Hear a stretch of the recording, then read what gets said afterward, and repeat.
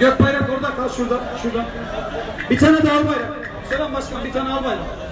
Erkin başkanım şöyle gelin, şurada, şu tarafa.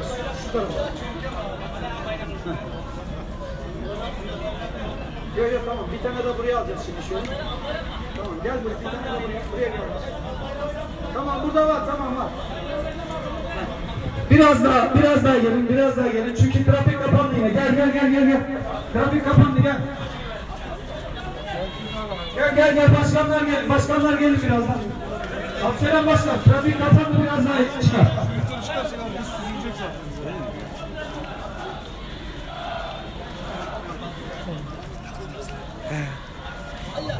Evet, burada kaldı.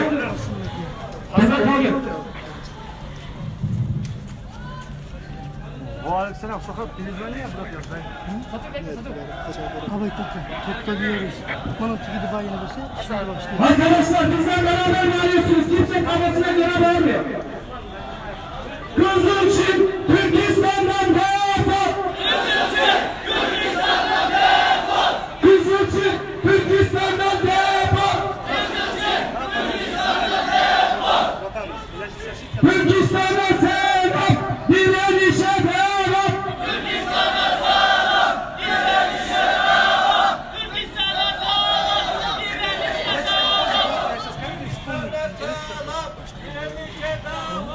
Her şehirde güçlüdür Matray'ımız. Şincan değil, Doğu Türkistan. Şincan değil, Doğu Türkistan. Şincan değil, Doğu Türkistan. Şincan değil, Doğu Türkistan. Kahrolsun Kızılçin, kahrolsun komünizm. Kahrolsun Kızılçin, kahrolsun komünizm. Kahrolsun Kızılçin, kahrolsun komünizm. Terörist Xi Jinping, terörist China. Terörist Xi Jinping, terörist China. Terörist Xi Jinping, terörist China. Terörist Xi Jinping, terörist China. Dişe diş, kana kan, intikam. Dişe diş, kana kan, intikam. Dişe diş, kana kan, intikam. Türkistan, Türk kalacak. Türkistan, Türk kalacak. Türkistan, Türk kalacak. Türkistan, Türk kalacak. Evet başkanım, biraz yürüyoruz. Trafik biraz kapalı, biraz daha yaklaşalım yukarıya. Allah oldu da bilmem Allah billah sabır.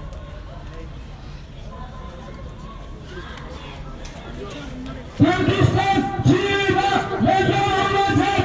Türkistan, Çin'e mezar olacak. Türkistan, Çin'e mezar olacak. Türkistan, Çin'e mezar olacak. Türkistan, canım fedasına. Türkistan, canım fedasına.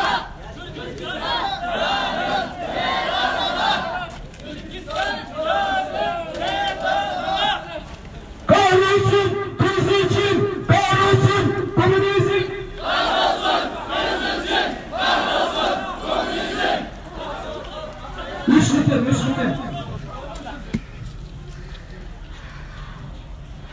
Türkistan'a selam, direnişe devam. Türkistan'a selam, direnişe devam. Türkistan'a selam, direnişe devam. Türkistan'a selam, direnişe devam. 70 yıl zulüm sonu olacak. 70 yıl zulüm sonu olacak. 70 yıl zulüm sonu olacak. 70 yıl zulüm sonu olacak. Şincan değil Doğu Türkistan. Şincan değil Doğu Türkistan. Şincan değil Doğu Türkistan. Şincan değil Doğu Türkistan. Terörist Xi Jinping, terörist China. Terörist Xi Jinping, terörist China. Terörist Xi Jinping, terörist China.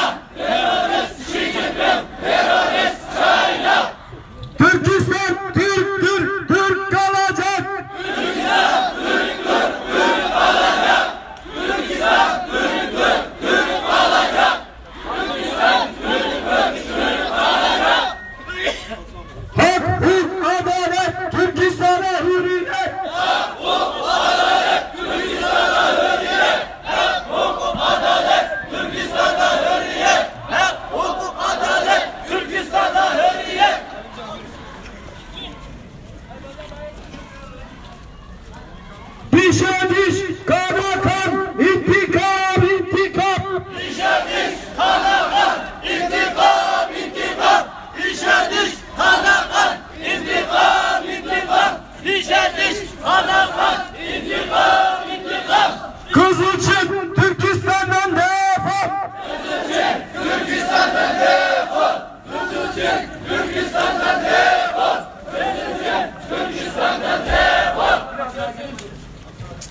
Tekbir! Allahu Ekber! Tekbir! Allahu Ekber! Tekbir! Allahu Ekber! Yaşasın bağımsız Doğu Türkistan. Yaşasın bağımsız Doğu Türkistan!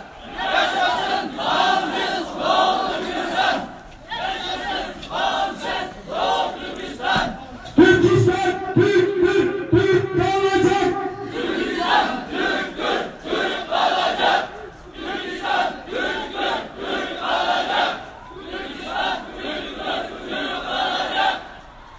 Şincan değil Doğu Türkistan.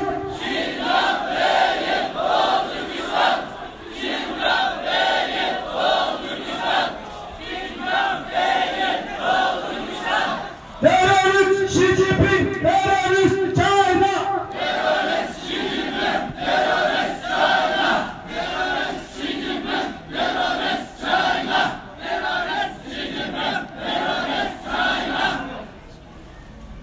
Dişe diş, kana kan, intikam, intikam.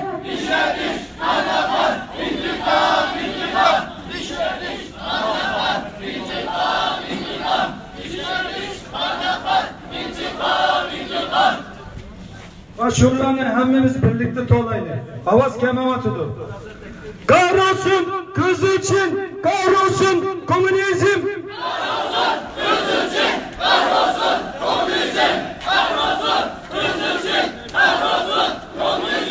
Tekbir! Tekbir! Tekbir! Ya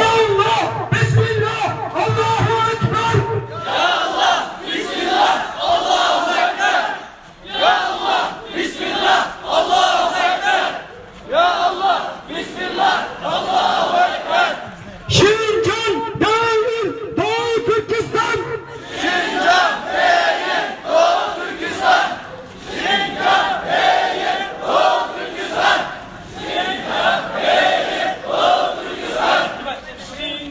değil Doğu Yaşasın bağımsız Doğu Türkistan.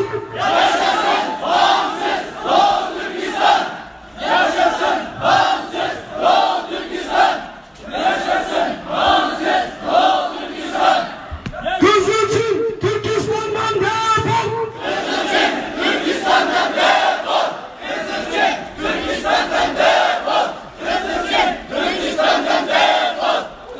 Kahrolsun Kızılçin, kahrolsun komünizm.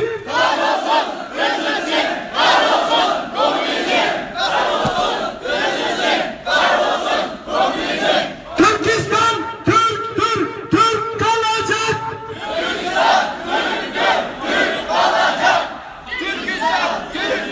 Türk kalacak.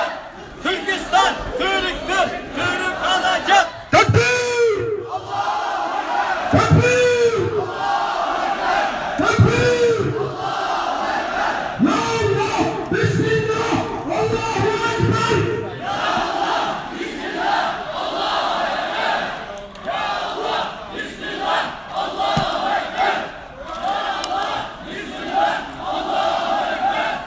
Hak, hukuk, adalet, Türkistan'a hürriyet!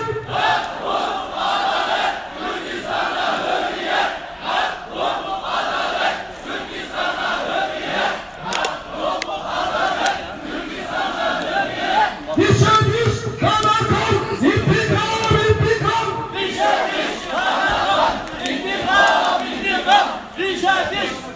kan, intikam, intikam!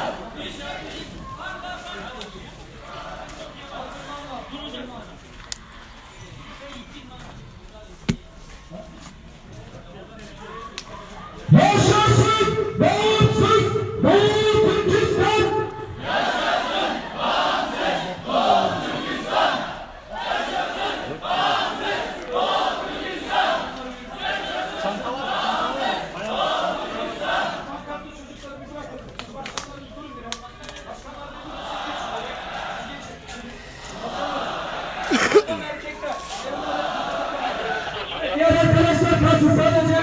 başkanlar devam etsin. Başkanlar devam etsin. Diğer arkadaşlar kalsın. Evet, diğer arkadaşlar kalsın. Evet. Buradayım. Evet, duruyoruz hemşehriler, büyükler. Herkes dursun. Yavaş. Hacı toprak durun. Herkes dursun diyor. Buradan değil. Bayanlar sağdan. Bayanlar O sağdan. kadınların yolu şu taraf. Bayanlar sağdan. Tamam abi. Diğer basın geçsin önce. Ondan sonra. Daha hızlı beyler. Basın biraz daha çabuk gelin. Bekleyin. Herkes öyle saldırmasın. Yavaş. Evet, uzak gitmen lazım, tamam. Çekeceğim bunu gerdireceğim.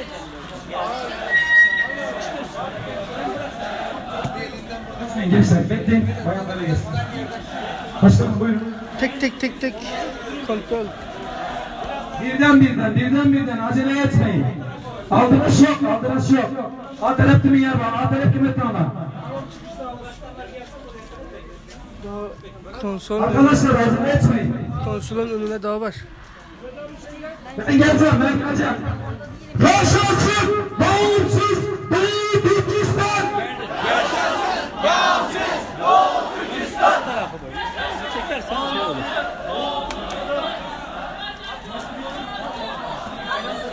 Azerbaycan'dan da misafirler var.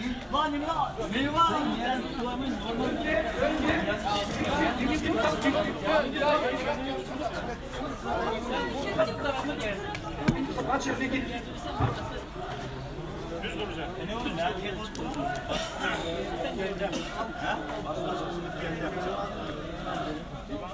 Basın açtınız. Tamam şu yana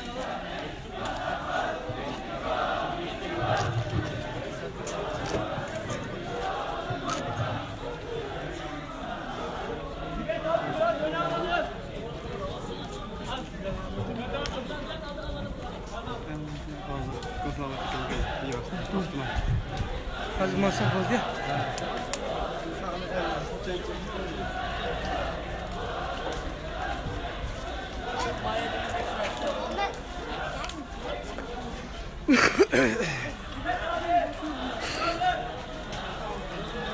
Arkadaşlar paylaşalım lütfen. Daha çok kitleye ulaşsın bugünkü eylem.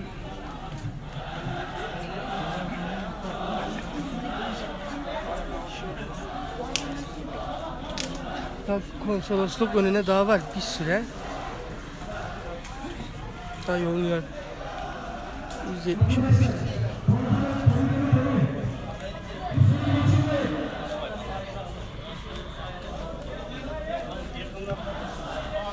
Şöyle arka tarafı da göstereyim. Tekbir! Allahu Ekber! Tekbir! Allahu Ekber! Tekbir! Allahu Ekber!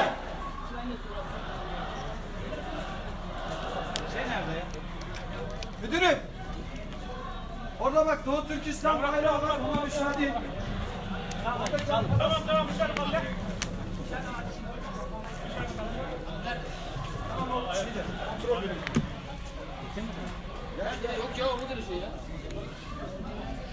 Çevik kuvvet. Solda.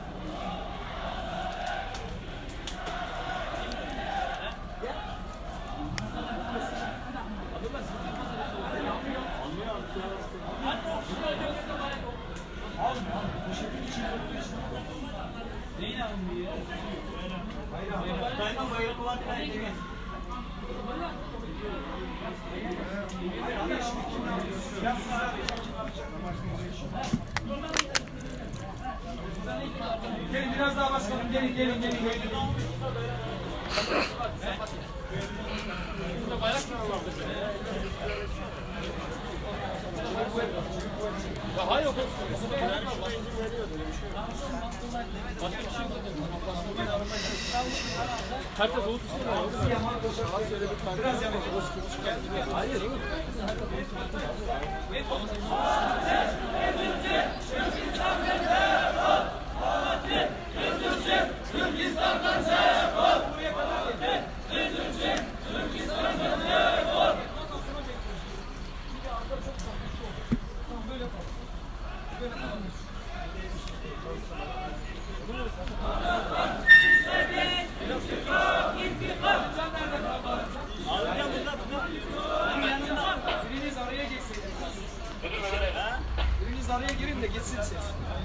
Yaşasın bağımsız Doğu Türkistan! Yaşasın bağımsız Doğu Türkistan! Yaşasın bağımsız Doğu Türkistan! Yaşasın bağımsız Doğu Türkistan! Gelene kadar dur. Dişe diş, kana kan, intikam, intikam! Dişe diş, kana kan, intikam, intikam! Dişe diş, kana kan, intikam, intikam! Dişe diş, kana kan, intikam, intikam! Türkistan'a sağlam, direnişe devam! Türkistan'a sağlam, direnişe devam! Türkistan'a sağlam, direnişe devam! Türkistan'a sağlam, direnişe devam! Terörist Xi Jinping, terörist China! Terörist Xi Jinping, terörist China! Terörist Xi Jinping, terörist China! Terörist Xi Jinping, terörist China! Türkistan, Türk olacak! Türkistan, Türk kalacak! Türkistan, Türk kalacak! Türkistan, Türk kalacak! Türkistan'a sağlam, direnişe devam! Türkistan'a sağlam, direnişe devam! Türkistan'a sağlam, direnişe devam! Türkistan'a sağlam, direnişe devam! 70 yıl zulmün sonu olacak! 70 yıl zulmün sonu olacak! 70 yıl zulmün sonu olacak! 70 yıl zulmün sonu olacak! Türkistan Çin'e mezar olacak! Türkistan Çin'e mezar olacak! Türkistan Çin'e mezar olacak! Türkistan Çin'e mezar olacak! Biraz yürüyelim başkanım. Biraz daha.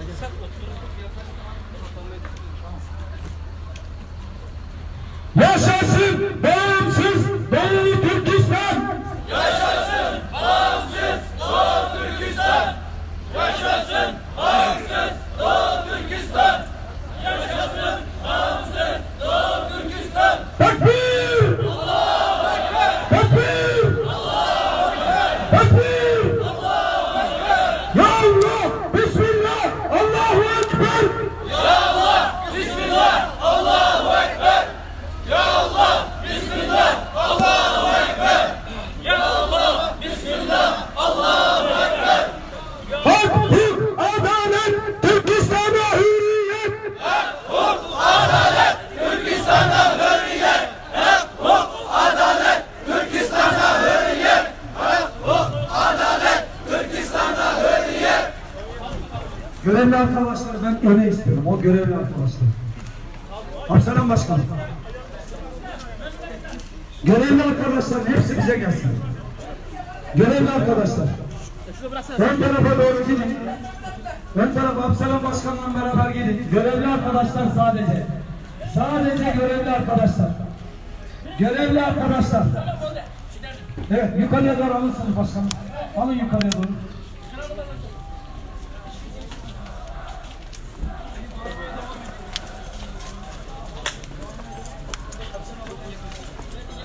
Yaşasın bağımsız Doğu Türkistan. Tekbir! Tekbir! Tekbir! Şincan değil Doğu Türkistan! Şincan değil, Doğu Türkistan! Şincan değil, Doğu Türkistan! Şincan değil, Doğu Türkistan!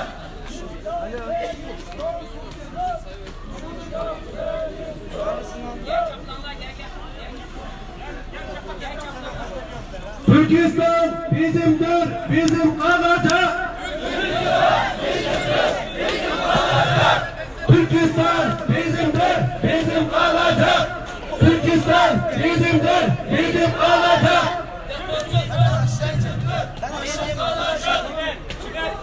Alma daha alma. Tamam kardeşim daha güvenlik geçeceğim yok. Burası da almayacak. Çok yakın mesafe. Adalet olacak mı? Gençler, çocuklar kenarda kalın. Tekbir! Tekbir! Tekbir! Takipçim! Türkistan'dan defol! Takipçim! Türkistan'dan defol! Siz etmeyin. Dışa dış, kalkın, intikam, intikam!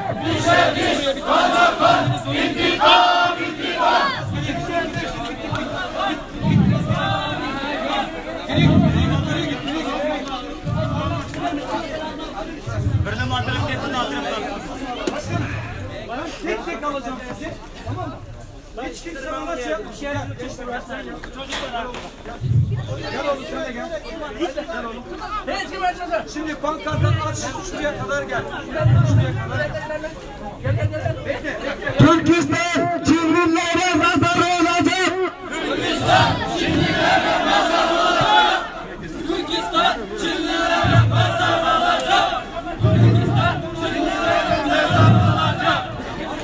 Şincan değil, Doğu Türkistan! Değil, Doğu Türkistan! Şincan değil, Doğu Türkistan! Terörist kızılcın Türkistan'dan defol!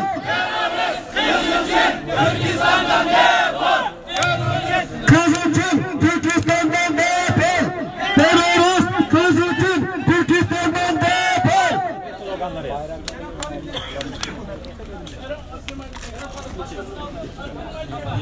Türkiye uyuma kardeşine sahip çık! Türkiye uyuma kardeşine sahip çık. Türkiye uyuma kardeşine sahip çık. Türkiye uyuma kardeşine sahip çık. Basın açıklaması yapmıyoruz. Daha gelecek bir sürü adam var. Biraz daha sizi aşağı alacağız. Çok fazla yukarı geldiğinizde. Şurada konuşacak şu pankart burada dursun. Konuşacak için şu arkadaşlar biraz daha geriye. Biraz daha geriye. Biraz daha geriye. Biraz daha geriye. Çocukların Hak, hukuk, adalet, Türkistan'a hürriyet! Türkistan'da hürriyet. Türkistan'da hürriyet. konuşarak kişileri ön tarafa alacağız. Biraz daha geriye gidin. Biraz daha arka kayıt. Mazlumlar burada, insan hakları nerede? Mazlumlar burada, insan hakları nerede? Mazlumlar burada, insan hakları nerede? Mazlumlar burada, insan hakları nerede? Tekbir! Tekbir! Tekbir! Dışa dış, kana kan, intikam, intikam! İşe diş, kana kan, intikam, intikam. İşe diş, kana kan, intikam, intikam.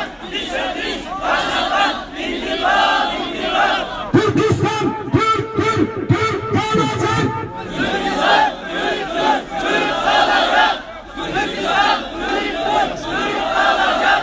Türkistan, Türk, Türk, Türk kalacak. Yaşasın bağımsız Doğu Türkistan! Yaşasın bağımsız Doğu Türkistan. Yaşasın bağımsız Doğu Türkistan. Yaşasın bağımsız Doğu Türkistan. Kahrolsun Kızılçin, kahrolsun komünizm!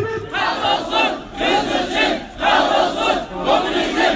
Kahrolsun Kızılçin, kahrolsun komünizm. Terörist Xi Jinping, terörist China! Terörist Xi Jinping, terörist China.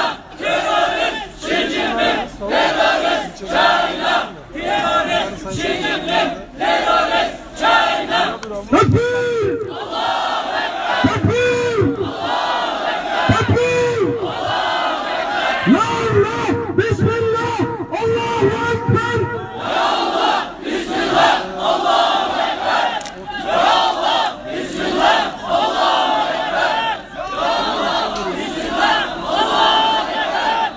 Türkistan, Çin'e nazar olacak!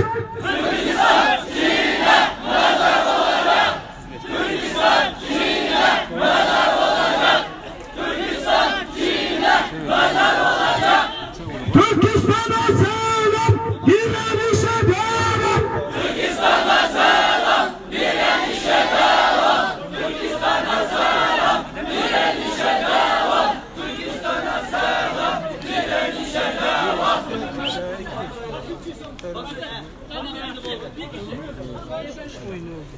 Arkadaşlar o arkada ne yanıyor?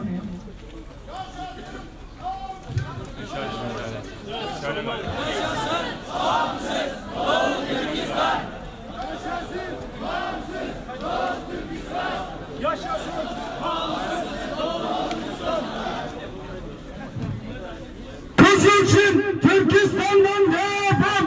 Kızılçin, Türkistan'dan defol. Kızılçin, Türkistan'dan defol. Kızılçin, Türkistan'dan defol. Nazi kampları kapatılsın.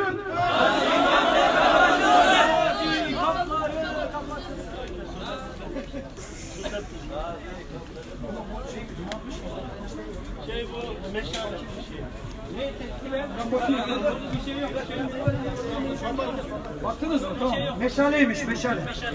Tamam söndürdüm.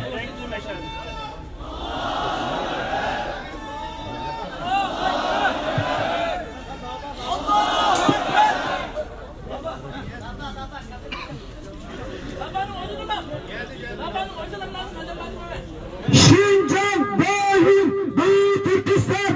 Şincan değil, Doğu Türkistan. Şincan değil, Doğu Türkistan. Şincan değil, Doğu Türkistan.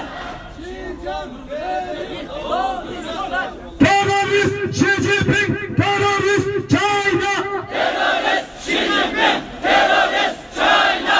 Terörist Xi Jinping, terörist China. Terörist Xi Jinping, terörist China. Dişe diş, kana kan, intikam, intikam. Dişe diş, kana kan, intikam, intikam. Dişe diş, kana kan, intikam, intikam. Dişe diş, kana kan, intikam, intikam. Şincan dahil Doğu Türkistan. Şincan değil, Doğu Türkistan. Şincan değil, Doğu Türkistan. Şincan değil, Doğu Türkistan.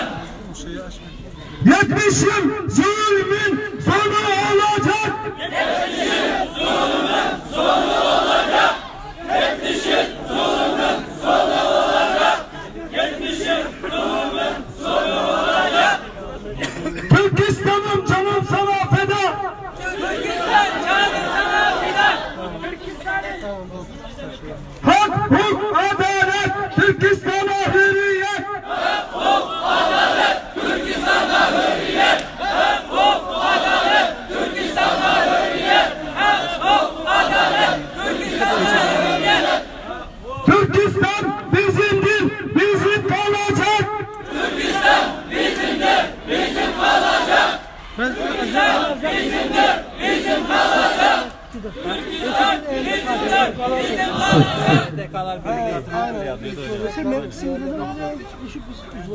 Nazi kapları kapatılsın. Nazi kapları kapatılsın. Nazi kapları kapatılsın.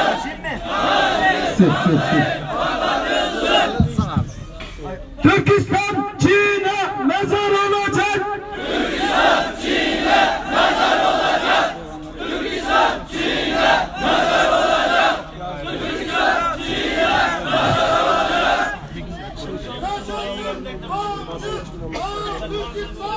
Yaşasın bağımsız Doğu Türkistan. Yaşasın bağımsız Doğu Türkistan.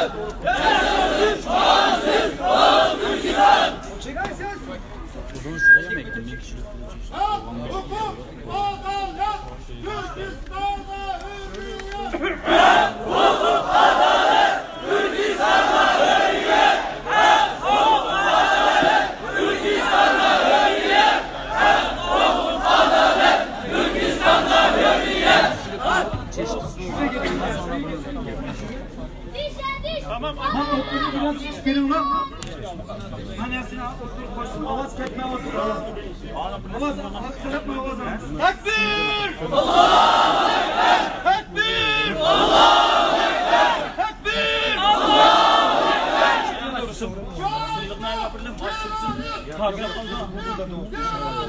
Şahit! Vivarız! Xi Jinping! Vivarız! Şahit! Vivarız! Xi Jinping! Vivarız! Şahit! Vivarız! Xi Jinping! Vivarız!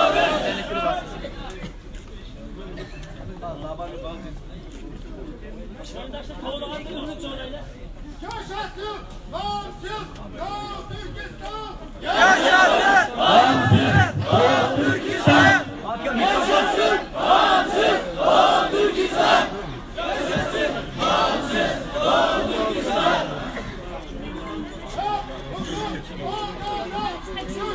Hey, o arkadaşa verebiliriz. Ses. Hadi bir tek tek durma. Aktaran bir tek tek dursun. Şahane birlikte bakırayız.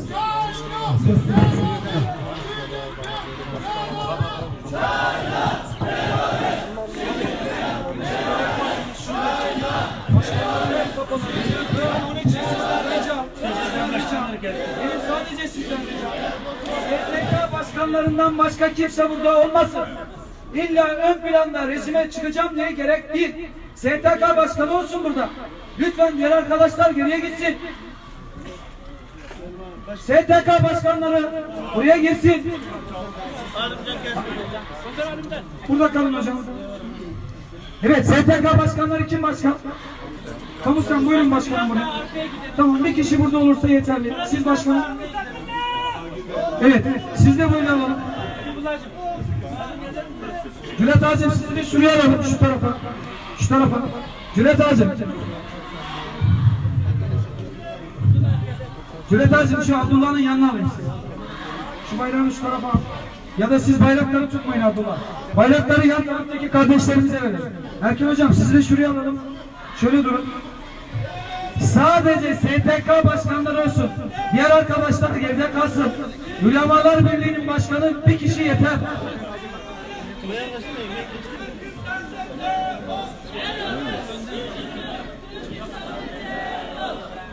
Testi oturup Hapsarım Başkan, şöyle şuraya girin siz de. Şuraya Erkin hocamın yanına. Yine Erkin hocamın yanına. Siz de burada olun. Hocam birazdan sizi alacağım şöyle. Biraz daha. Tamam. Yani siz olun. Hanımefendiyi de şöyle alayım. Çık oğlum oradan sen. Siz de buraya gelin hanımefendi. Şöyle durun. Tamam. Siz de çökerek. Tizlenip oturun. Çünkü ön tarafı kapatmayın. Başkanların ön tarafını hiç kimse buradan kapatmasın. Herkes geride. Basın burada. Basın arkadaşlar bakın burada nasıl duruyorsa siz de aynı şekilde durun. Kimse önünü kapatmasın. Biz de dahil. Herkes kenarda.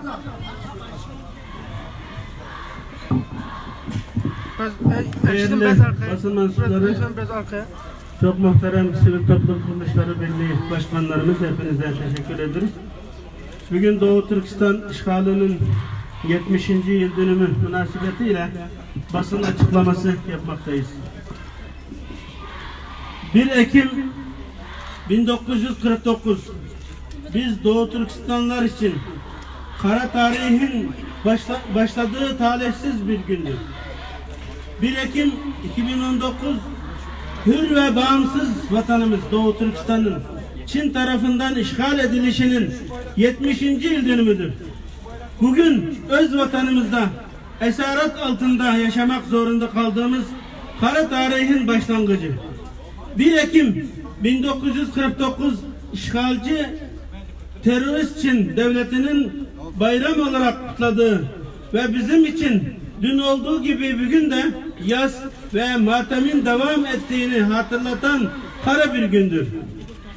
Bundan tam 70 yıl önce ÇKP başı faşist Mao, kadim Türk İslam beldesi Doğu Türkistan'ımızı işgal ettikten sonra Komünist Çin'e bağladığını resmen açıklamış ve bu tarihten 6 sene sonra yani 1955 yılında sözde Sincan Uygur Özerk Belgesi kurulduğunu dünyaya ilan etmiştir.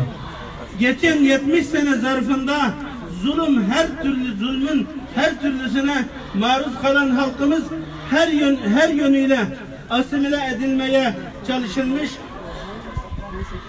asimile edilemeyen toplumu hapishanelere, toplama Nazi kamplarına almışlar. Ve aziz Doğu Türkistanlı kardeşlerimizin bu 70 yıllık esaretinin çilesi hala devam etmektedir. 2016 yılı Mart ayından bu yana Doğu Türkistan'da yaşanan gelişmeler insanlık adına utanç verici bir hal almıştır. Yurt dışında ikamet eden Doğu Türkistanlıları tehdit ve şantaj yaparak baş etmeye çalışan ÇKP buna muvaffak olmak için Doğu Türkistan'a dönemeyen vatandaşlarımızın yakınlarını hapse atmasıyla devam etmektedir. 6 milyon insanımız toplama kamplarında her türlü zulüm, işkence, kültürel yozlaşma ve dinden inkara kadar baskı ile beyin yıkama ve mankurtlaştırma yoluyla yozlaştırılmaktadır. 40 milyonluk bu Türk topluluğunu yok etmek için başlatılan bu süreç müdahale edilmediği takdirde tarihte 2. Endülüs vakası olarak geçecektir. Türkistan Türktür, Türk kalacak. Türkistan Türktür, Türk kalacak. Türkistan Türktür, Türk kalacak. Türkistan Türktür, Türk kalacak. ÇKP elebaşı Xi Jinping'in 2050'de Çin'in dünyaya hakim olacağına ilişkin yayınladığı demeç ve açıklamalarında Çin rüyası olarak adlandırdığı emperyalist hedeflerine ulaşmak için Çin'in batıya açılan tek kapısı ve Büyük İpek Yolu projesinin omurgası olan Doğu Türkistan'da güvenliği bahane ederek 70 sene işgal altında tuttuğu Doğu Türkistan'ın asimilasyon ve soykırıma soyunmuştur. Her türlü insanlık dışı zulüm politikası ile halkımıza senelerce kan kusturan işgalci ve terörist Çin devletin bu soyunmasındaki çılgınlığın asıl sebebi Doğu Türkistan halkının olası başkaldırı ve haklı istiklal isteği korkusudur. Son birkaç sene içerisinde Doğu Türkistan'da başlattığı bütün imha icraatları bu korkuları üzerinde kurduğu aşikar olmaktadır. Özellikle üzerinde durulması gereken vahim olaylardan biri toplumun değerlerine yönelik sistematik işlenmekte olan cinayetleridir. ÇKP Doğu Türkistan toplumunun önde gelen din adamları ve aydın insanları, akademisyen bilim adamlarını, araştırmacı yazarları, iş adamları, ünlü halk sanatçıları, sporcu ve kanaat önderlerinden binlerce kişiyi tutuklayarak Nazi kamplarında mahkum etmiştir. Terörist Xi Jinping, terörist China. Terörist Xi Jinping, terörist China. Terörist Xi Jinping, terörist China. Terörist Xi Jinping, terörist China. Bu 2 sene içerisinde çok sayıda akademisyen, dini alim ve kanaat önderleri şehit edilmiştir. Bugün burada siz değerli basın mensupları vasıtasıyla demokrasi havarilerine, insan hakları savunucularına, tüm dünyaya, uluslararası kurum ve kuruluşlara sesleniyoruz. İslam aleminin vicdanına da sesleniyoruz. Eğer iddia ettiğiniz gibi demokrasi ve insan hakları gerçekten güçlüden değil, haktan yana ise Doğu Türkistan'da yaşananları artık görün. Şayet bu durumu görmez ve gereğini yerine getirmezseniz yakın bir gelecekte Çin sizin başınıza da musallat olacak ve dünyaya büyük bir tehdit olacaktır. Emin olun, şayet gereken önlemler alınmaz ise yaşanmış, yaşanan ve muhtemel yaşanacaklardan sizler de en az zalimçin kadar payınızı düşeni alacaksınız. Mazlumlar burada, insan Hakları nerede? Mazlumlar burada, insan hakları nerede? Mazlumlar burada, insan hakları nerede? Mazlumlar burada, insan hakları nerede?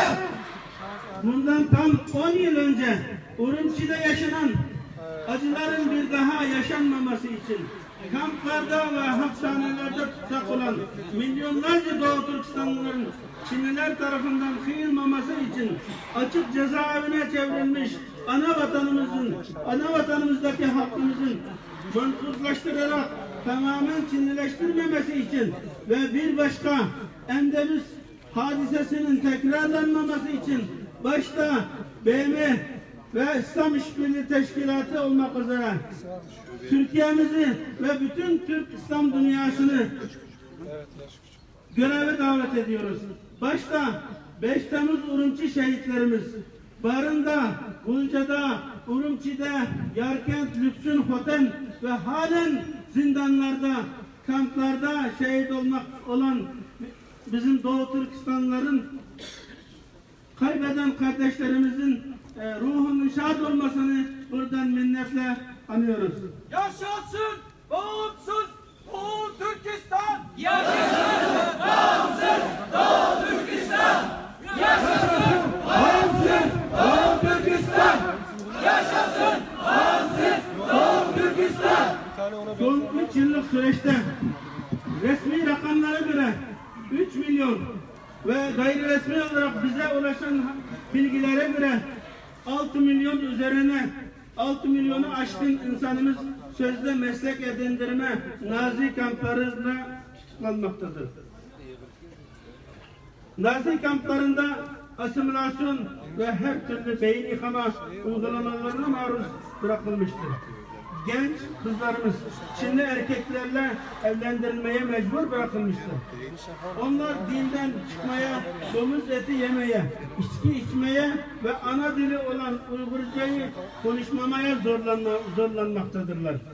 Doğu Türkistan ile dışarıdan irtibat kuran, yurt dışına çıkış ve geri dönüşler tamamen durdurulmuştur. İnternet veya telefonda görüşmek imkansız hale gelmiştir. İrtibat kuranlar direkt hapse atılmakta, hapse atılanların akıbetleri ise hala meçhul, herhangi bir haber alamıyoruz. 70 yıl zulmün sonu olacak. 70 yıl zulmün sonu olacak! 70 yıl zulmün sonu olacak! 70 yıl zulmün sonu olacak! Anlaşılan o ki dünya tarihinin en iğrenç emperyal ve faşist devlet için halkımızı tamamen yok etmeden, vatanımızın adını haritalardan silmeden bu yaptıklarından vazgeçmeyecektir. Dilimizi, kültürümüzü, dinimizi ve milli kimliğimizi 70 senedir yok edemeyen Çin, önümüzdeki 10 yıllık süreçte bu konuyu tamamen tarihin tozlu raflarına kaldırma yemini etmişçesine harekete geçmiştir. Şincan değil Doğu Türkistan. Şincan değil Doğu Türkistan! Şincan değil Doğu Türkistan! Şincan değil Doğu Türkistan!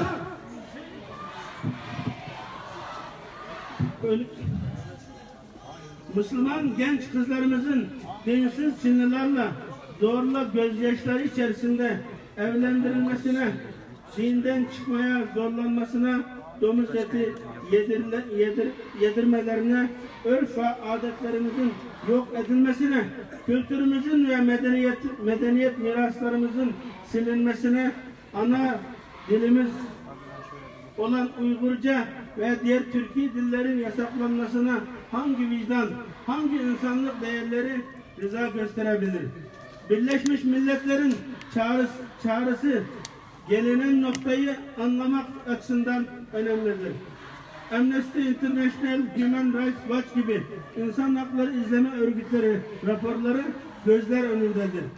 Türkiye Dışişleri Bakanlığımız da geçmişte BM İnsan Hakları Komisyonu'nda en sert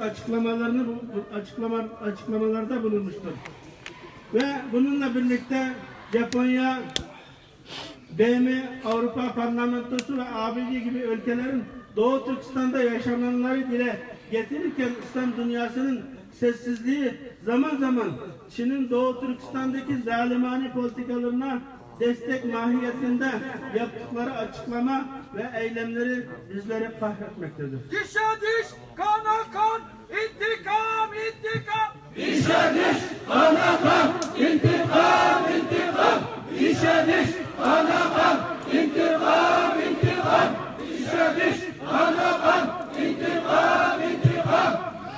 Doğu Türkistan'da bütün gayri insani muameleye tabi tutulan halkımızın durumu biz Doğu Türkistanlıları derin endişelere sevk etmektedir.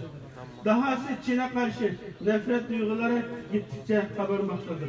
Son 3 senedir Türk İslam alemine rağmen Doğu Türkistan'daki Uygur, Kazak, Kırgız ve Özbek olmak üzere bütün Türk topluluğu topluca imha ve mantıklaştırma projesini daha da hızlandırarak toplumda ve Çin Nazi toplama kamplarında halkımızı milli ve dini değerlerinden tamamen yoksun, kendini inkar etmiş ve gözyaşları kurumuş ve his duygularından tamamen arındırılmış bir vaziyette robotlaştırılmaktadır.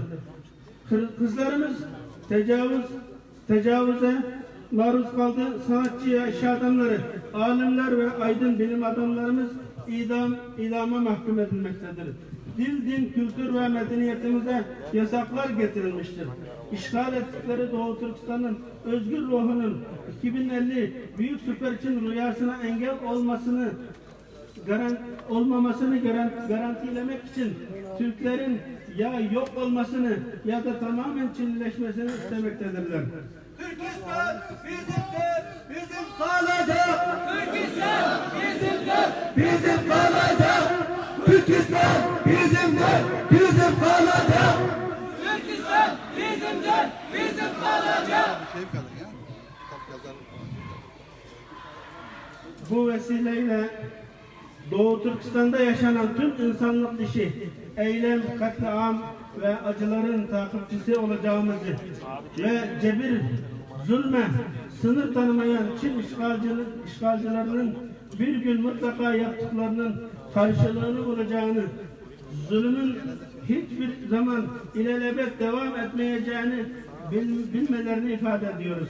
Mücadelemizin tam bağımsız Doğu Türkistan için son neferimize kadar azimle devam edeceğini ve yürüdüğümüz bu kutsal dava ve haklı olduğumuz bağımsız Doğu Türkistan mücadelesinden asla ve kata taviz vermeyeceğimizi, yorulmadan, caymadan, korkmadan ve ümitlerimizi yitirmeden mücadelemize devam edeceğimizi bir daha ifade ediyoruz.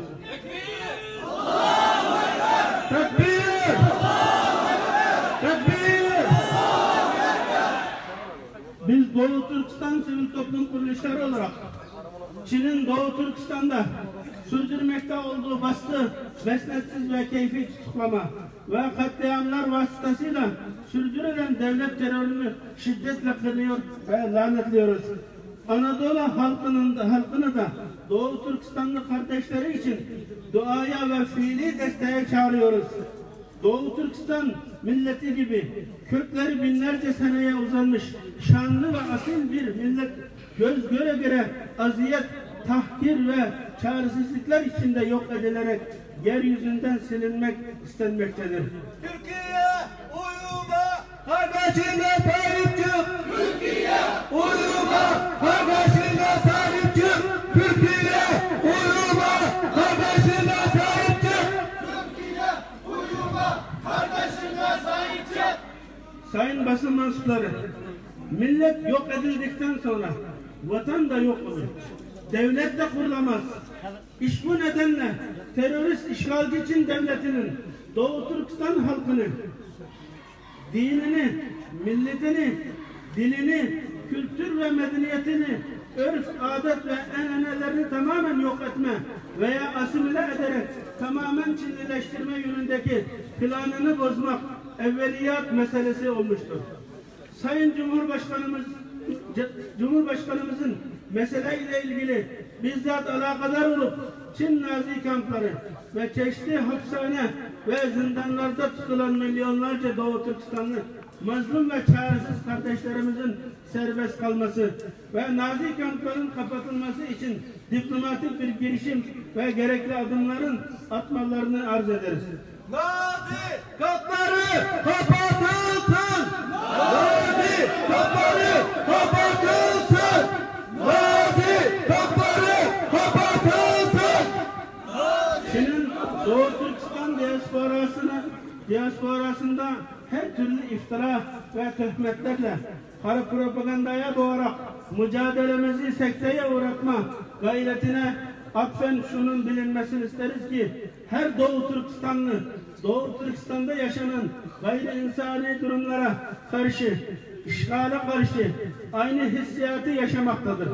Doğu Türkistanlılar olarak problemlerimizi dile getirme, hürriyet ve istiklaliyetimizi isteme arzumuzun neticelenmesi noktasında devlet ricalı kurum ve kuruluşlarıyla irtibat halinde gerekli görüşme ve fikirlerimizi beyan etme ve nümayişler, TV programları, basın açıklamaları tertip ederek kamuoyu oluşturma çabalarımızda bundan sonra da ısrarcı olacağımızı, kanunen her türlü hukuki haklarımızdan istifade ile bundan sonra da Doğu Türkistan istiklaline kadar daha ciddi adımlar atacağımızın bu vesileyle bilinmesini isteriz. Türkiye uyuma, kardeşine sahip çık! Türkiye uyuma, kardeşine sahip çık. Türkiye uyuma, kardeşine sahip çık. Türkiye uyuma, kardeşine sahip çık. Çin işgali altındaki Doğu Türkistan'daki sıkıntıların giderilmesi, meselenin çözümü ne dair hükümetimizin ciddi adımlar atacağına olan inancımızı muhafaza ediyoruz. Bununla beraber Doğu Türkistan'da yaşananları yakinen takip ettiğimizi Çin terör devleti başta olmak üzere ülkemizdeki işbirlikçilerini de buradan uyarıyoruz. Terörist Xi Jinping! Terörist China! Terörist Xi Jinping, terörist China. Terörist Xi Jinping, terörist China. Terörist Xi Jinping, terörist China. İşgal edilmiş ana vatanımız Doğu Türkistan'da yapılan insanlık dışı devlet terörüne derhal son vermelidir. Yaşasın bağımsız Doğu Türkistan. Yaşasın bağımsız Doğu Türkistan! Yaşasın bağımsız Doğu Türkistan! Yaşasın bağımsız Doğu Türkistan!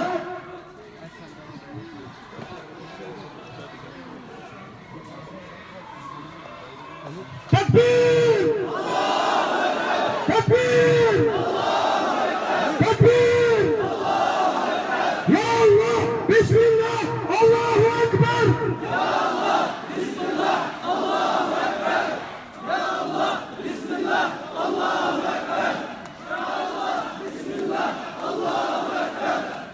Terörist Kızılçin Türkistan'dan defol! Terörist Kızılçin Türkistan'dan defol. Terörist Kızılçin Türkistan'dan defol. Terörist Kızılçin Türkistan'dan defol.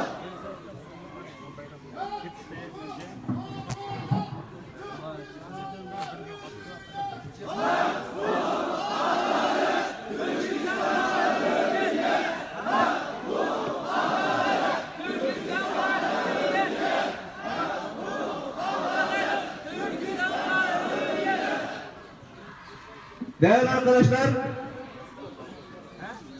bizim bu faaliyetimize destek vermek için Türkiye'nin her bölgesinden sivil toplum kuruluşları temsilcileri katıldılar.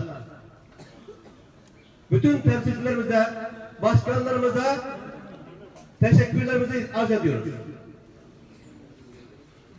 STK temsilcileri birer konuşma yapacaklardır. Herkese 2-3 dakikalık bir zaman tanıyacağız. Kendileri bu sahnede, bu meydanda kendi duygularını ve düşüncelerini arz edecektir. Öncelikle Profesör Doktor Anından İnayet beyefendi konuşma yapacaktır. Buyurun efendim.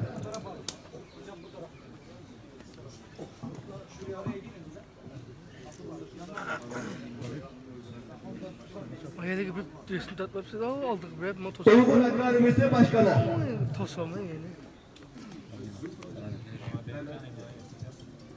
Basınımızın değerli mensupları, aziz kardeşlerim, işgalci Çin yönetimi uluslararası kamuoyunun etkisinde iyice sayarak Doğu Türkistan Türklerine yönelik ırkî ve kültürel soykırıma devam etmektedir.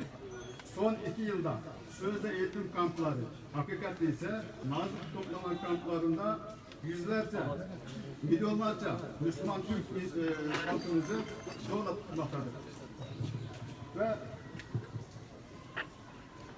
bunların arasında yüzlerce profesör, doçent, doktor, mühendis, yazar, şair, eğitimci, sanatçı, gazeteci aydınımız bulunmaktadır.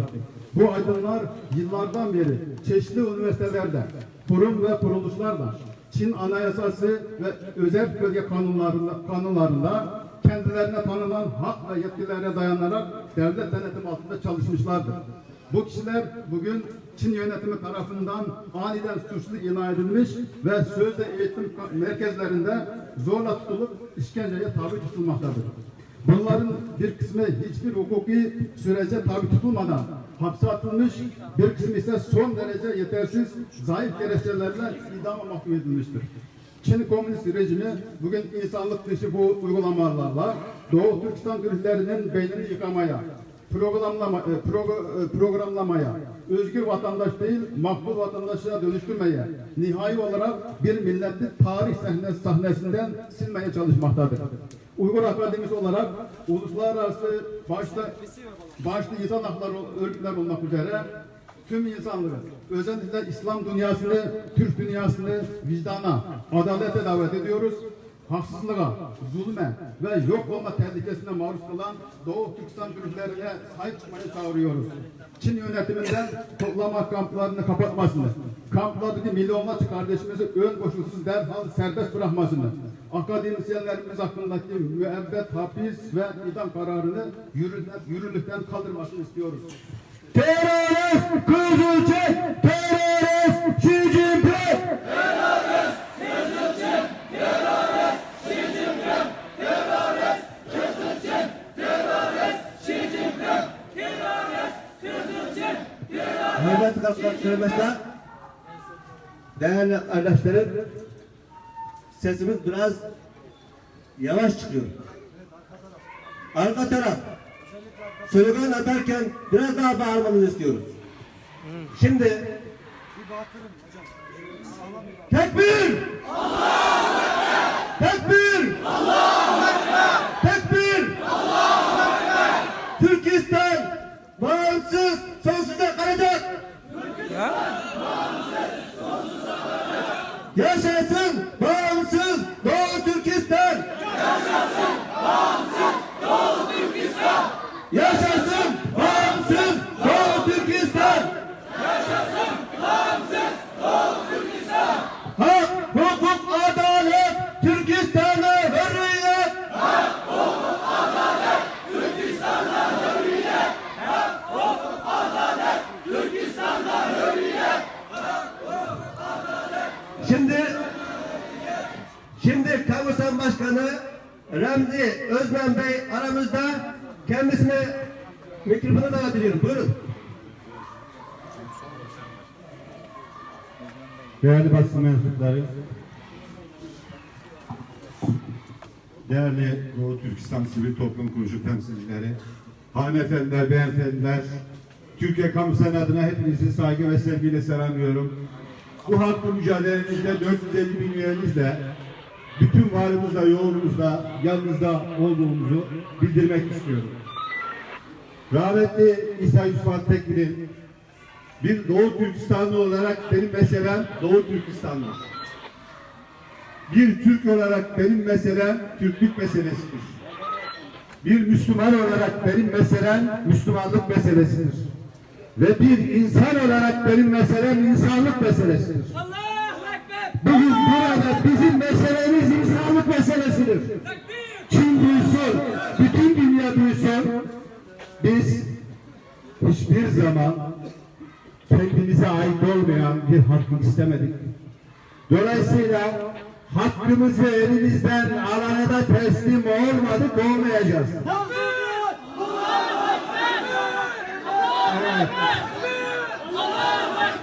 Bu Türklüğün ruhuna aykırıdır. Türklüğün yaşam felsefesine aykırıdır. Dolayısıyla teslim olunmayacaktır. Sonuna kadar, sonsuza kadar da gitse eninde sonunda Doğu Türkistan bağımsız bir devlet olarak şerefli milletler ailesindeki yerini alacaktır. Tekrar hepinize saygılar sunuyorum, başarılar diliyorum. Kamusen olarak hep yanınızdayız. Bunu da bildirmek istiyorum. Doğu Türkistan yaşasın, bağımsız Doğu Türkistan yaşasın, bağımsız Doğu Türkistan Yaşasın bağımsız Doğu Türkistan. Nazi kampları kapatılsın. Nazi kampları kapatılsın. Nazi kampları kapatılsın. Nazi kampları kapatılsın.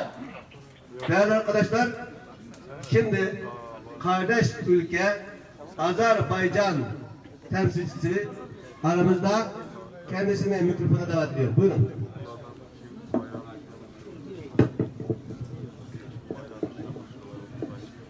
Sivil toplum kuruluşlarının değerli temsilcileri, Doğu Türkistanlı kardeşlerimiz, değerli basın mensupları, sizleri saygıyla, sevgiyle selamlıyorum. Biliyorsunuz Azerbaycan'ın komünist Sovyet Rusyası'na karşı bağımsızlık savaşının lideri, Azerbaycan'ın ilk demokratik Cumhurbaşkanı Ebülfez Elçibey 1992 yılında Türkiye'ye resmi ziyarete gelirken, Türkiye'de İstanbul'da yaşayan Doğu Türkistan'ın sürgündeki liderlerinden biri İsa Yusuf Altekin beyefendiyi mutlaka görmek istemişti. Ama Çin hükümeti bu görüşmeyi engellemek için Türkiye Dışişleri Bakanlığı'nda girişimlerde bulunmuş ve Türkiye Dışişleri Bakanlığı'ndan da bazı bürokratlar bu görüşmeyi engellemek istemişlerdi. Ama Ebülfez Elçibey, ben mutlaka özgürlük için mücadele eden kardeşlerimin temsilcisi İsa Yusuf Altekin'le görüşeceğim dedi ve bir adım da geri atmadı. Onlar İstanbul'da kucaklaştılar, sarıldılar ve ağladılar. Ebülfez Elçibey bir gün Doğu Türkistan mutlaka azat olacak demişti. Oradaki 40 milyonluk kardeşlerimiz özgürce gök bayraklarını semalarda dalgalandıracak demişti. Bugün Çin'de kardeşlerimiz yok edilmek istenmektedir. Bir alim öldü, alem öldü demiş bizim kutsallarımız. Şimdi Doğu Türkistanlı kardeşlerimiz, aydınlarımız, rektörlerimiz idama mahkum ediliyor.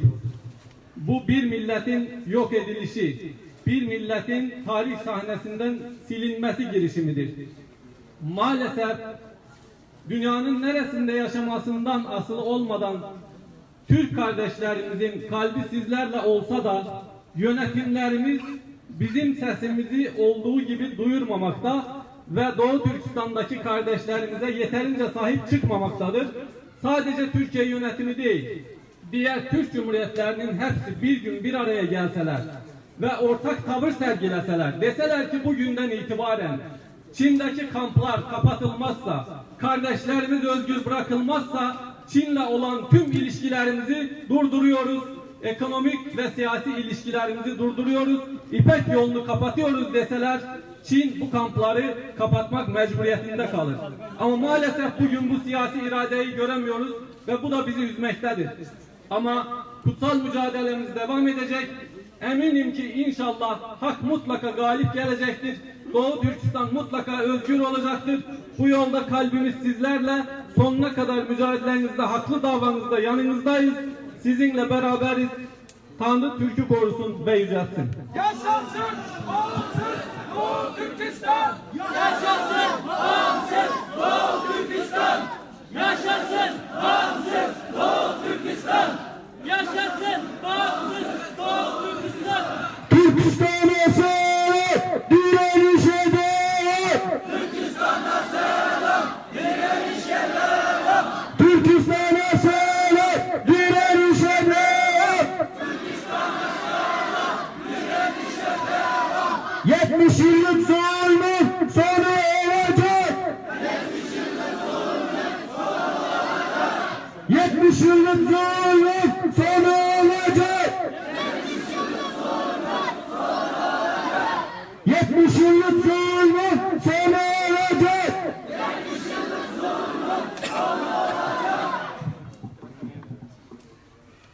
Şimdi değerli hocalarımızdan STK Başkanımız Habibullah Köseni Efendi bize söz konuşma yapacaktır. Buyurun efendim. Assalamu alaikum hürmetli kardeşler. Zalimlerini kahre aylıgıcı, mazlumlarga nusrat ata kılgıcı Allah subhanahu ve ta'ala'nın namı bilen başlayman. Hürmetli kardeşler, kanxorluqning, yavuzluqning, bütün dünyadaki insaniyetin düşmanı bo'lgan bu komünist zalimlerinin 70 yıllığını lanetlash uchun bu yerga keldik. Kardeşler, bu 70 yıl bizga nimani ko'rsatdi bilamsizlar? Men o'zim Sharq Turkiston Ulamolar birligi a'zosi bo'lganlikdan bu vaqtdagi dinning hukmini so'zlayman kardeşler. Bizning dinimizda agar bir tajovuzchi kafir bir musulmonning bir g'ayri ish yerini besib olgan kunisi har qanday ayol cho'ng kichik qari yosh barliq musulmonlarga Allohga iymon etgandikinlar shu zolimni qo'g'lab chiqarish uchun kurash qilish, en yuqorisi qurolliq jihad qilish, en ko'ngli mushundaq namoyishlarga chiqib zolimlarga la'nat o'qish farz ayni hisoblanadi qarindoshlar. Farz ayni degan nima degan gap? Mushu biz Uyg'ur musulmonlarining va atrofimizdagi musulmonlarning turib qarindoshlarning mush zolimga qarshi turmay o'tgan har bir daqiqalari Allah'ның bu hükmüge asi buluş degeni ko'rsatdi qarindoshlar. Bu zalim komünist kafirlar bizninki ata-onalarimizni, tuqqanlarimizni, qizlarimizni, hattoki bolalarimizni nazi faşist kamplarga solab, bizni dinimizdan yandirish uchun, bizni turklik kimligimizdan tandirish uchun, shular orqali bizning irodamizni sundirish uchun bu harakatlarni qilyapti. Biz ta ebedil ebedkice, günümüzde bir damcı kan kağıca bu komünistlara hergiz baş eğmeyimiz. Türkistan'ımız müstakil bulmurçilik, mengo bu komünistlarla küreş kılımız. Biz evlatlarımızdan evlatlarca bu komünistlardan kan kısas elişini ulağa tavsiye kılımız. Hemen Allah'a rahmet.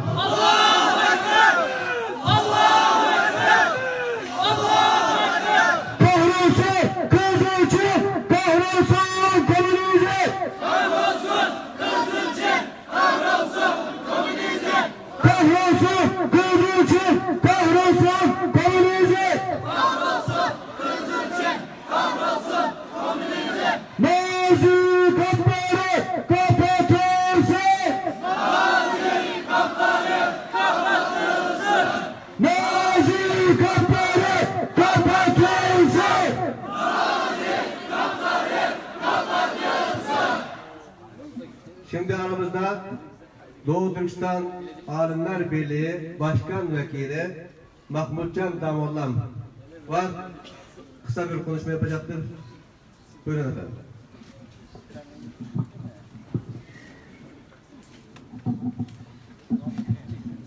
Assalamu alaikum Türkistanlık karındaşlar ve muşu münasebetki katnaşkan bütün karındaşlardan birinci olarak Allah subhanahu ve ta'ala razı olsun. Müşerkegen bugünkü yigitler, uşak barılar, ayallah muşulada muşunda sunmas irade bulduken kolumuzdan kirişçi biz küreş kılımız deydiğen iman bulduken inşallah Çin komünistleri özüne maksatı yetemeydi. 70 yıldan biri halkımızı 60. yıllar 70. yıllarda medeniyet inkılabı degan nam bilen milyonlagan insanlarını şu çağda turmulağı soluğan milyonlagan insanların şu çağda canını ağan alimlerimizni yo'qotgan lekin Türkistan halkı yanıla men Türkistanlık men musulman degan mush kimligini saqlab qolganligi uchun bugungacha biz hammamiz hayot hammamiz qolib qoldik. İnşallah bugünkü bu zulmni cho'qim tugaydi chunki koinotning egisi bor.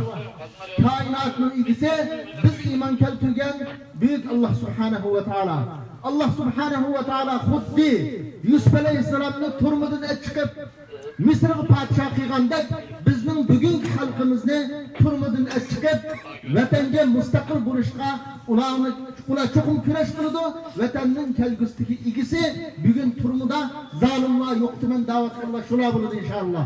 Buning bizda cho'qim kuchli iymon, iroda bo'lish kerak. Iroda bo'lmay turib, iymon bo'lmay turib biz g'alaba qilolmaymiz. Qachoniki bizning o'zimizning koinotning egisi bor. Allah'ın Kur'an-ı Kerim'deki müminlerge sözlügen sözleri İnna lenansuru rusulena vellezine amenu fil hayatid dunya ve yevme yekumul eşhad. Biz Allah yüzümüzden elçilerge Kur'an-ı Kerim'de müşahit şundaktaydı. Elçilerimiz yani peygamberlerge ve peygamberlerge iman keltirgen müminlerge muşu dünyada üstünlükni ata kılımız, dünyada ularga g'alaba ata kılımız ve kıyamet günü ularni üstün kılımız dedi. Bizning müşahit tuğan hemimizden muş ayetki inşallah imanımız var. Allah subhanahu ve taola'nın va'disi çokum emin işidir. Hemimiz lekin küreştiş o, çın turuşumuz gerek.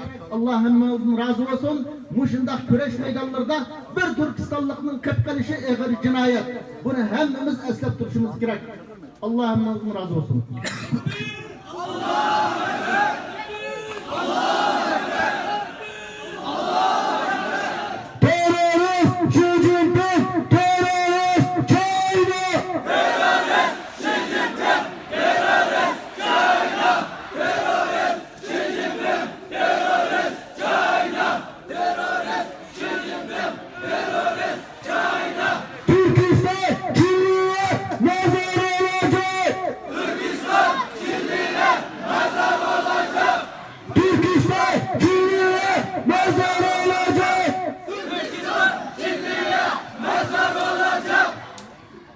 Değerli arkadaşlar, şimdi aramızda her fırsatta Doğu Türkistan'daki zulmü dile getiren, medyaya yansıtan, bizim yanımızda olan Doğu Türkistan sevdalısı bir hanımefendi var. Gazeteci, yazar Şebnem Hanım aramızda kısa bir konuşma yapacaktır. Buyurun. Esselamu Aleyküm. Konuşmamı çok uzun tutmayacağım, kısa tutacağım. Çünkü sizler varken benim burada konuşma hakkımın çok kısa olduğunu düşünüyorum. Hava çok sıcak, herkesi bekletmek istemiyorum. Şöyle diyelim, Türk halkı arkanızda, Türk halkı yanınızda, bizler kardeşiz en başta. Siyasetçilerimiz dengeler uğruna, siyasi dengeler, küresel dengeler uğruna şimdilik susuyor, ses çıkarmıyor gibi görünse de emin olun sadece Türk halkı değil, bütün Müslüman dünyası sizinle beraber acınızı paylaşıyor. Maalesef bugün burada 70. yılı acıyla anıyoruz maalesef. Fakat Doğu Türkistan'ın güçsüz ve umutsuz olduğunu düşünmeyin lütfen. Çünkü karanlığın en sert olduğu yerde aydınlık başlar. Bunu unutmamak lazım. Elimizde imkanlar, elimizde fırsatlar var. Ama önce bir acıdan bahsedelim. Adını koyalım. Yapılan şeyin adı soykırımdır. Yapılan şeyin adı soykırımdır. Hatırlayın, belki tarih kitaplarında okumuşsunuzdur. Nazilerin konsantrasyon kampları bir günde dönmedi gaz odalarına. Yavaş yavaş, adım adım ilerledi ve Çin'in yaptığı da budur. Bunun önce farkında olmak gerekiyor. Bir.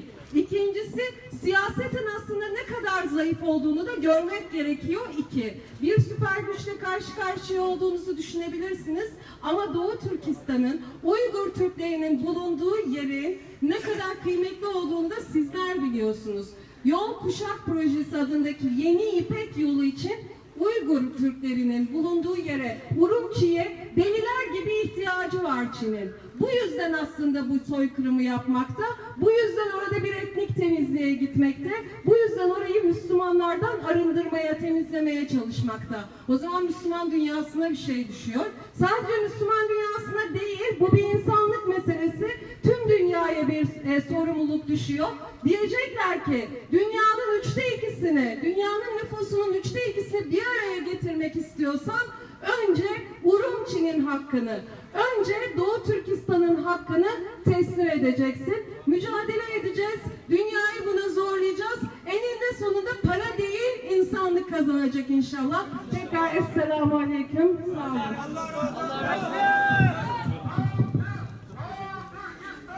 Yaşasın bağımsız Doğu Türkistan! Yaşasın bağımsız Doğu Türkistan! Türkistan, Türk kalacak. Türkistan, Türk kalacak! Türkistan, Türk kalacak. Şimdi aramızda Dünya Doğu Türkistanlılar Derneği Başkanı Abdullah Akrol aramızda, kendisini mikrofona davet ediyoruz. Buyurun. Allah razı olsun. Esselamu Aleyküm ve Rahmetullahi ve Berekatuhu. Değerli basın mensupları, hepinize hoş geldiniz. Sizlerin sayesinde bugün 70 yıllık bir zulmü anlatma fırsatı bizlere yaratma imkanı sağlıyorsunuz ve değerli STK Başkanımız da bu imkanı sağladığı için teşekkür ederiz. Katılımcılara da Allah razı olsun. Yakından uzaktan gelen herkese Allah razı olsun. İnşallah zafer önümüzdedir. Ben şunu sesleniyorum. Bütün İslam alemine ve özellikle Türk devletlerine şunu sesleniyorum. Son 3 yıldan beri Doğu Türkistan'da Müslüman Türk kardeşlerimiz dünya Müslüman alemine, dünya insanlık alemine bedel ödüyor ve sessiz kalıyorsunuz. Maalesef bu bedelin altında, bu enkazda da sizler de kalacaksınız. Çünkü oradaki kardeşler bir bedel ödüyor ve kanıyla ödüyor. Eğer bu bedelin karşılığında sizler rahatça ticaretinizi, ikili politikalarınızı sürdürüyorsanız, bugün buradaki Uygur Türklerin bedeliyle sürdürüyorsunuz. Zannetmeyin ki Kızıl Çin Avrupa'ya ulaşacak tren yolu, İpek tren yolunu başaracağını zannetmiyorum. Çünkü başta Türk Cumhuriyetleri olmak üzere bütün Müslüman ülkeleri bu mazlumun arşı alada inlenen ve o insanların ahları yıkacaktır. Onun için öbür dünyaya kul hakkıyla gitmemek için gelin dünya İslam alemi ve dünyadaki Türk Birliği ve Türk devletleri bu kardeşlerimizi yalnız bırakmayın. En azından bu kardeşlerimize azıcık olsa da o bedel karşılığında sahip çıkın. Yoksa kul hakkına kalacaksınız. Onun için kıyamette bunun cezası ağır olacak. Ondan dolayı gelin şu kardeşlerimize sahip çıkın ve oradaki nazik kapların kapatılmasını bir an evvel ve tek yürek olaraktan, tek ses olaraktan haykırın ki nazik kapları kapatsın. Daha fazla oradaki mazlum çocuklar, mazlum bacılarımız, mazlum yaşlılarımız ve haksız yere ölüp gitmesin. Çünkü o kardeşlerimiz dünyaya bir bedel ödüyor. Bu bedelin karşılığını da seve seve almaktasınız. Onun için gelin ses çıkarın. Oradaki kardeşlerinize de sahip çıkın. Hepinize saygılarla. Allah razı olsun. Allah razı olsun.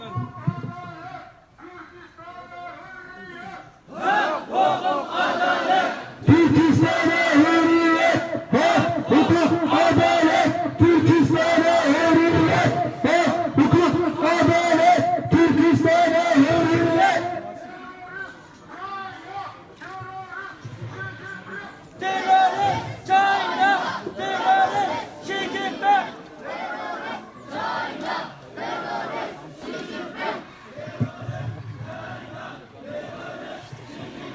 Değerli arkadaşlar, şimdi Doğu Türkistan Nuzugum Aile ve Kültür Derneği Başkanı Sayın Münevver Hanım aramızda. Buyurun. Esselamu Aleyküm tüm medya kuruluşa gelen arkadaşlar ve bu davarımızı bizi yalnız bırakmadan bize destek veren kardeşlerimiz, Allah sizlerden razı olsun. Bugün Çin komünistinin bizim Doğu Türkistan'ımızı işgal ettiği 70. Karı gününün bir hatırı günü. Biz bu 70 yıl içinde yani o kadar zulüm gördük, o kadar işkenceler gördük. Bunun en büyük zararını görenler kadınlar ve çocuklar. Kadınlar ve çocuklar her zaman zulümün, mazlumun en büyük kurbanları oluyor. Şimdi Doğu Türkistan'ın Nazlı kamplarında bizim bacılarımız her gün şehit oluyor. Onların çocukları sevgi adındaki ayrı bir kamplarında yakılarak öldürülüyor. Ya da iç organları çalınıyor. Sizler bir ana, bir baba olarak şu mesut çocuklarımızın yok olmasına göz yumabilir misiniz? Dünya şimdi her günü savaş görüyor. Savaş görmeye, ölümlerini görmeye alıştı. Ama şu mesut çocuklara yakalarak öldürülmesi, iç organlarının çalınmasına sessiz kalacak mısınız? Bir de şimdi ben Çin kampüsünden Ali Başı, Xi Jinping şunu söyleyeceğim. Bizim Doğu Türkistan'daki kadınlarımızı yapan zulümler ve kızlarımızı mecburi fuhuşu zorlamalar, onların Çinli erkeklerini zorla evlendirmeler bizi asla yıldıramayacaklar. Ben burada Allahu Ekber! Allahu Ekber! Bismillah! Allahu Ekber! Ya Allah! Bismillah! Allahu Ekber! Ya Allah! Bismillah! Ben Çin kamplarında, Çin zindanlarında şehit edilen bir babanın kızıyım. Ben bu dava yoluna kefen giyerek çıktım. Ben bir anıyım. Ben kızlarımla bu dava yoluna adadım. Ben kendi öğrencilerimle bu dava yolunu yetekliyorum, rehberlik ediyorum. Çin zalimlere şunu söylüyorum. Sizler Doğu Türkistanlı kadınları, kızları asla yıldıramayacaksınız. Biz kızlarımızı, oğullarımızı, erkeklerimizi, kardeşlerimizi sonuna kadar ebedi abad bu davaya adımız biz bir adım geri çekilmeyeceğiz. Biz şunu söylüyoruz ki siz asla Doğu Türkistan'ı ebediyen ele geçiremeyeceksiniz. Siz bizim topraklarımızı şimdilik ele geçirmiş görünüyorsunuz. Ama bizim ruhumuz ebediyle ebed bağımsız Doğu Türkistan'a sahip çıkacak. Hepinize selamlar. Esselamu Aleyküm. Rahmetullahi ve Berekatuhu. Terörist kızılcı, terörist Xi Jinping. Terörist kızılcı, terörist Xi Jinping. Terörist kızılcı, terörist Xi Jinping.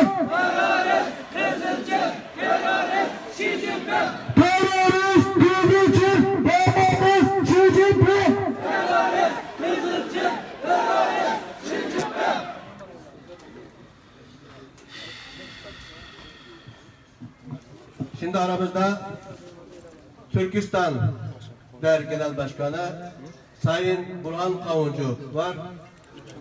Buyurun efendim. Bismillahirrahmanirrahim. Sevgili kardeşler, Türkistan'daki komünist işgal rejiminin en fazla korktuğu iki kelime var. Birisi Bismillahirrahmanirrahim, bir diğeri de Türkistan. Allah'ın izniyle bu iki kelime de Türkistan topraklarından asla yok olmayacak. Binlerce yıldan beri bunları yok edemediler. Bundan sonra da yok edemeyecekler. Tarihin gördüğü en büyük vahşet ve imha operasyonuna imza atan Çin işgal rejimi Doğu Türkistan'ı yok edebilmek için Birleşmiş Milletler'de 50 tane devlete para zoruyla baskı yaparak bir bildiri imzalattı. Bu bildiriye imza atan devletler arasında maalesef benim sayabildiğim 23 tane adı Müslüman devlet var. Bunlar arasında Özbekistan, Tacikistan, Türkmenistan, Afganistan gibi Türkistan'ın parçası olan ülkeler de var. Ben Türkistan Der Başkanı olarak bütün Türkistanlı kardeşlerimden Özbekistan adına, Türkmenistan adına, Tacikistan adına özür diliyorum. Biz bu imzayı asla kabul etmedik. Çin'in Doğu Türkistan'da yapmış olduğu zulümleri destekliyoruz diye tekrar açıklama yapan Kazakistan, Özbekistan Dışişleri Bakanlarını protesto ediyoruz, kınıyoruz. Bunların bu açıklamaları bu topraklarda yaşayan Türkistanlı halkları bağlamamaktadır. Nitekim Özbekistan halkı bu imzayı kabul etmediğini yüksek bir sesle ilan etmiştir. Yine diğer Türkistan ülkeleri halkları da özellikle Kazakistan'da yaşayan kardeşlerimiz bu alçakça işbirliğini kabul etmediklerini duyurmuşlardır. Dolayısıyla biz Özbek halkı, Kazak halkı, Tacik halkı, Türkmenistan halkı, Afganistan halkı, Doğu Türkistan'daki kardeşlerimizle biriz, bir milletiz, kardeşiz, tek vücuduz. Kardeşler, şunu biliyoruz ki yeryüzünde bize sahip çıkan, Türkistan'ımıza sahip çıkan bir tek devlet yok. Ama bizim inancımız Cenab-ı Rabbül Alemin bizim sahibimizdir. Biz ona yöneliyoruz. Her namazda biliyoruz ki Semiallahu limen hamideh derken o bizi işitiyor. O bizi görüyor. O bizim feryadımıza cevap veriyor. Yeryüzünün mazlumlarına inşallah sahip çıkacak ve Türkistan bundan sonra da özgür olarak, azat olarak yaşamaya devam edecek. Allah'a emanet olunuz. Türkistan bizimdir, bizim kalacak. Türkistan bizimdir, bizim kalacak. Türkistan bizimdir, bizim kalacak. Türkistan bizimdir, bizim kalacak. Türkistan'a selam, direnişe davet. Türkistan'a selam, direnişe davet. Değerli arkadaşlar, programımız burada son bulmuştur. Öncelikle bu programımıza destek veren, teşrif eden basın mensubu arkadaşlarımıza canı gönülden teşekkür ediyoruz. Yine bu faaliyetimize destek veren bütün STK temsilcilerine, başkanlarına teşekkür ediyoruz. Ve siz kardeşlerimize bugün iş günü demeyerek, okul günü demeyerek buraya geldiğiniz için, iştirak ettiğiniz için hepinize teşekkür ediyoruz. Allah'a emanet olun. Hadi beyler alın şu şeyleri, sandıkları, şeyleri alın. Ver onu bana elindeki.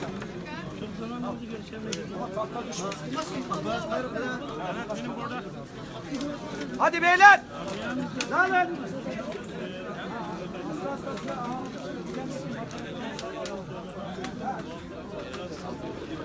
Kenan.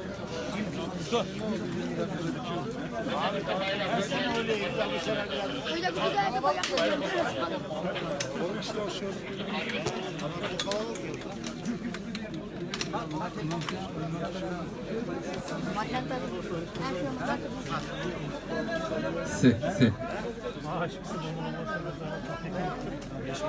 Bizi izleyen tüm arkadaşlarımıza, dostlarımıza, gönül dostlarımıza teşekkür ederiz.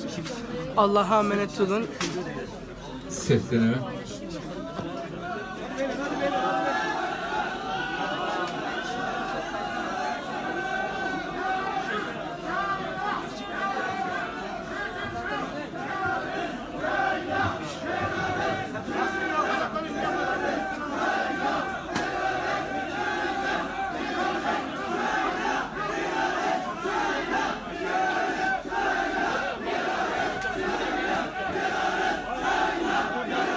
China, terörist China.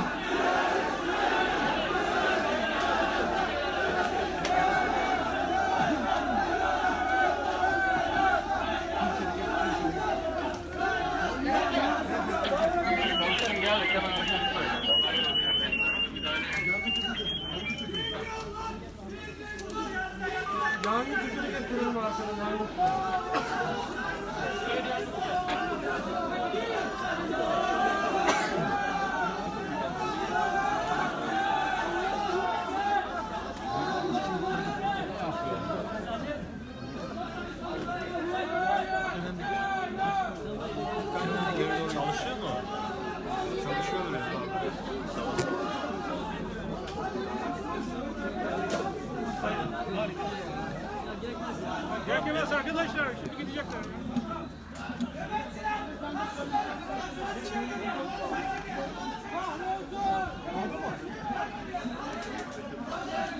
Devam edin siz de. Abi açılsın gidiyor. Ne oldu ya? Lokantası mı? Oo taktım. Ya bundan çok... Taktım ayağı, havayı apıp taktım.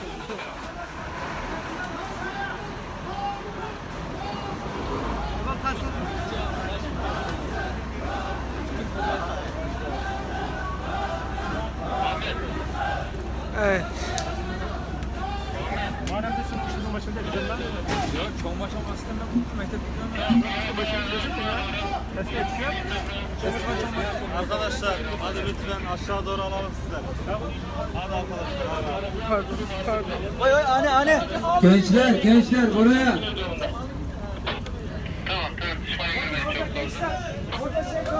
Böyle.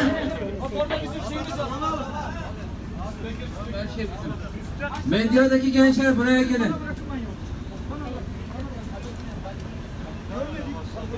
Arkadaşlar aşağıya. Hadi. Dönelim. Tamam.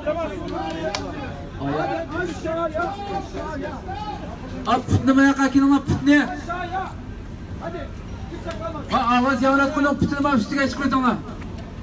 Hadi beyler. Hadi hacım. Hadi görevliler arkadaşları indirin, burada kimse kalmasın. Kimse kalmasın. Yeni nesil gençleri buraya. Evet. Yeni nesil. Yaşlar grupta yeni nesil.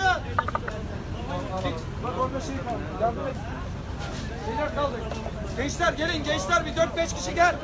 Gel bir 4-5 kişi gel.